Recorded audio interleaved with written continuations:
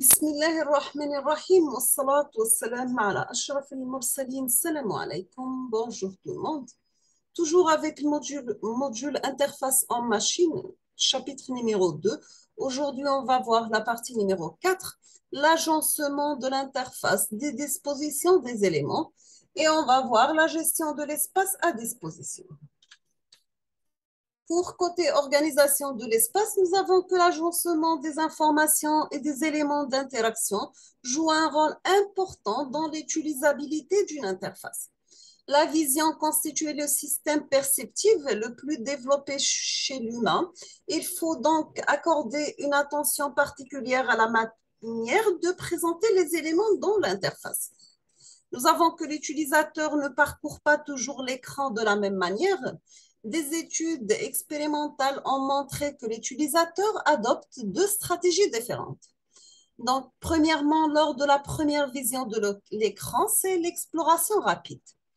Donc, lors de l'exploration rapide, l'utilisateur adopte un parcours en Z. Le regard part du coin supérieur gauche de l'image, parcourt systématiquement la zone centrale et se termine dans le coin inférieur droit. Lors des consultations ultérieures, c'est la recherche sélective. Donc, dans cette recherche sélective, l'utilisateur connaît l'image, il positionne son regard sur des emplacements qui lui semblent pertinents, là où il s'attend à trouver l'information qu'il recherche. Pour le parcours de regard, nous avons exploration rapide. L'utilisateur découvre pour la première fois l'écran où l'utilisateur occasionnel, ce qu'on appelle, c'est le parcours en Z. Recherche sélective, l'utilisateur connaît l'interface, il positionne son regard sur les emplacements où il pense trouver l'information, donc c'est un parcours quelconque. Vous voyez par code de couleur, le vert c'est toujours survolé, le jaune peut être survolé, rarement survolé en rouge. Comme vous voyez sur cette figure aussi. Donc, sur certains types de pages web, moteurs de recherche, blogs et portails, des études ont montré que le regard d'une majorité d'internautes suit un tracé en forme de F, ce qu'on appelle F-pattern. L'utilisateur lit d'abord horizontalement les premières lignes, puis parcourt ensuite les lignes suivantes en allant toujours moins loin sur la droite. Finalement, l'utilisateur parcourt verticalement la partie gauche de l'écran. On aura donc, lors de la conception des interfaces, il faut prendre en compte ces règles de comportement et agencer les éléments de l'interface de manière à amener l'utilisateur à percevoir rapidement les éléments importants et à favoriser ainsi l'utilisabilité du système. Donc, à valider ensuite par des tests utilisateurs, bien sûr. On passe maintenant côté visibilité et accessibilité. Nous avons que la visibilité et l'accessibilité des zones de l'écran sont également des points à prendre en compte lors de la conception des interfaces. Donc, pour les interfaces utilisées avec une souris ou autre dispositif de pointage, on considère que les zones proches des coins sont plus difficiles à atteindre, donc c'est le mouvement le plus contraint. Perception de l'écran. Donc, si on voit ici, c'est très visible et peu accessible. Ici, c'est très visible et bien accessible. Ici, il est assez bien visible, peu accessible. Ici, bien visible et bien accessible. Zone la plus visible, la plus accessible. Très visible et bien accessible. Côté bas, nous n'avons pas très visible et peu accessible. Au centre, c'est peu visible, peu accessible. Et côté droit, c'est peu visible et peu accessible. La même chose que côté gauche en bas. On passe maintenant à l'organisation de la fenêtre. Donc, le classement par ordre d'importance, par ordre de lecture. Donc, nous avons des commandes, des outils, une zone de travail et messages à lecture optionnelle. Maintenant, on passe template, modèle et gabarit. La forme de référence à partir de laquelle sont créés des objets qui présentent les caractéristiques communes dans un tableur, un logiciel de traitement de texte et tout autre logiciel d'application. On retrouve souvent un modèle de document, lequel peut contenir des images, du texte et des éléments de formatage, donc qui est souvent utilisé pour créer d'autres documents par un simple ajout d'informations afin de permettre à l'utilisateur de gagner du temps. Le passage d'un site web sont souvent créés à partir de ces modèles de référence, de ces templates. Donc, voici template, modèle et gabarit. Vous trouvez ici le logo, ici le bandeau publicitaire, les fils d'Ariane, menu, caractéristiques du produit, le photo du produit, le prix, avantages du produit, téléchargement document, et pied de page, vous avez les contacts et les conditions générales, etc. Donc, c'est un exemple de gabarit d'écran pour un site web. Vous avez des exemples? Quand vous voyez sur cette figure, ou bien ici, vous avez Blue Curve, Business Meeting, le White Dove, Greenfield, etc. Côté visibilité et accessibilité, nous avons pour les équipements mobiles comportant des interfaces tactiles, smartphones, tablettes, l'accessibilité dépend de la manière de tenir l'appareil, de la manière d'interagir une main, deux mains, index ou bien pouce, du fait d'être droité ou bien gaucher. On va prendre un exemple. Observation du comportement d'environ 1400 utilisateurs des smartphones Stephen Robert en 2014. Le comportement des utilisateurs évoluait en fonction des facteurs de forme des équipements et des interfaces de l'OS et des applications, bien sûr.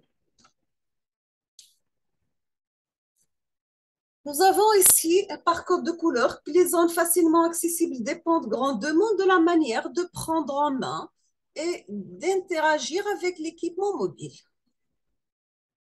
L'orientation de l'interface joue aussi un rôle. Toujours avec visibilité et accessibilité, nous avons l'utilisation des doigts comme moyen de pointage implique que des éléments sont masqués durant l'interaction. Dans la conception, il faut prendre garde à placer les composants de manière à minimiser le masquage, éviter de nuire à la navigation. Donc, vous essayez de veiller particulièrement aux composants importants de l'interface. Les zones masquées dépendent aussi de la main utilisée et aussi de l'orientation. On passe maintenant au design adaptatif. Bien sûr, si l'interface doit s'adapter à différents types de périphériques, avec des tailles d'écran différentes et des orientations variables, nous avons un design adaptatif, responsive design, doit être envisagé. Nous avons aussi des gabarits d'écran seront conçus pour les différentes déclinaisons de la représentation des interfaces, l'adaptation du nombre de colonnes, l'abandon de certains contenus, etc. Ainsi que le recours à certains outils permet de faciliter la gestion du design adaptatif des interfaces. Nous avons le Web Framework, le fragment Android. Voici un exemple de design adaptatif, soit pour des téléphones, des tablettes, des PC, des Mac web, etc.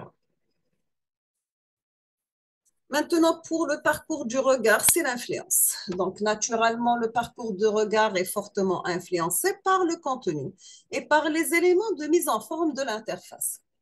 Si nous avons les images, suscitent généralement davantage la focalisation du regard que le texte. Les mises en évidence, donc la taille des éléments, la couleur, le cadre, le clignotement, contraste, etc., constituent également des points d'attention. C'est le spot du regard. Nous avons aussi la disposition des informations et leur regroupement, favorise également l'exploration visuelle en guidant le regard vers des éléments spécifiques de l'interface. Maintenant, on passe à la mise en évidence. Donc, un des nombreux buts du concepteur d'interface, c'est d'attirer l'attention de l'utilisateur sur certains éléments importants. Bien sûr, du point de vue de l'utilisateur et ses objectifs et de ses tâches. Il existe de nombreux moyens de mise en évidence de certains éléments de l'interface, mais toutes ces techniques ne sont pas équivalentes. Donc, tout l'art consiste à les utiliser à bon escient, de façon cohérente. Si l'on abuse de ces techniques, on obtient l'effet contraire en dispersant l'attention de l'utilisateur et en surchargeant son système perceptif, donc on aura une charge mentale. Tout simplement, pour être efficace, la mise en évidence doit rester exceptionnelle. Quelles sont les techniques de mise en évidence? Nous avons que parmi les principales techniques de mise en évidence, on peut mentionner le clignotement, les animations, donc c'est pour attirer l'attention même en zone périphérique de la vision, forte charge perceptive dérangeant, à réserver à des stimulations importantes pour des urgences. Nous avons aussi l'inversion vidéo, le surlignement. Nous avons interversion des couleurs de premier plan et d'arrière-plan, classique pour indiquer la ligne sélectionnée dans une liste, peut réduire la lisibilité du texte. Un surlignement est souvent préférable à une inversion pure. Nous avons aussi les attributs du texte, exemple gras, italique, souligné, ambré. Donc, pour le gras et l'italique, l'effet dépend fortement de la police utilisée. Le souligné est généralement à éviter, sauf pour les liens hypertextes. Donc, pour technique de mise en évidence, donc privilégier un bon contraste caractère et fond, sombre sur fond clair, noir sur blanc, éviter certaines combinaisons de couleurs pour fatigue et stress visuel.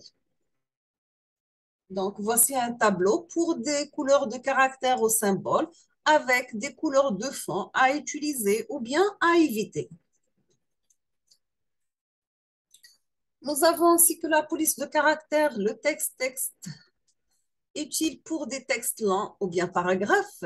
Impact dépend du choix des polices. Côté couleur doit être cohérent dans son utilisation. Codage couleur, limiter le nombre de couleurs utilisées, utiliser des couleurs distinguables, nommables, pour des mises en évidence importantes à combiner avec une autre technique pensée aux daltoniens. On passe maintenant à la taille des éléments. C'est pour texte, icône et image. Nous avons structuration, titre, sous-titre, paragraphe et légende. Icône à réserver à des situations particulières. Risque de donner un aspect chaotique menace la cohérence.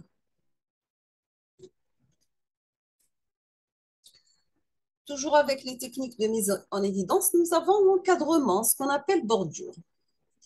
Son but, bien sûr, c'est regrouper les informations et focaliser le regard, utiliser des lignes fines ou des couleurs pastel, éviter l'effet annonce mortuaire, limiter les imbrications.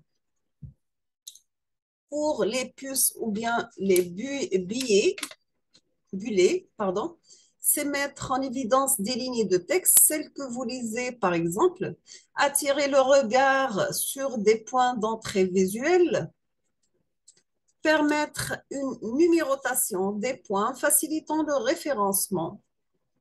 Côté son, doit être moyen d'alerte extrêmement efficace, surtout ces contenus ou bien répétitifs, à réserver à des mises en évidence importantes, les systèmes critiques, un texte parlé, ce qu'on appelle la synthèse vocale, peut contenir.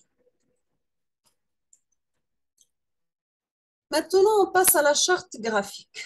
Les gabarits d'écran font souvent partie d'une charte graphique qui définit un ensemble d'éléments visant à assurer une cohérence de l'ensemble des vues d'une application, des pages web, d'un site, etc.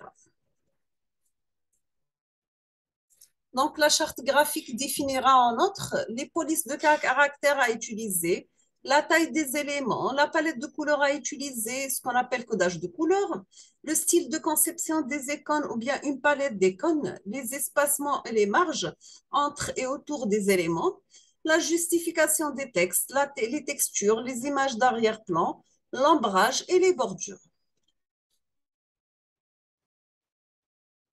Voici un exemple d'une charte graphique. La même chose ici.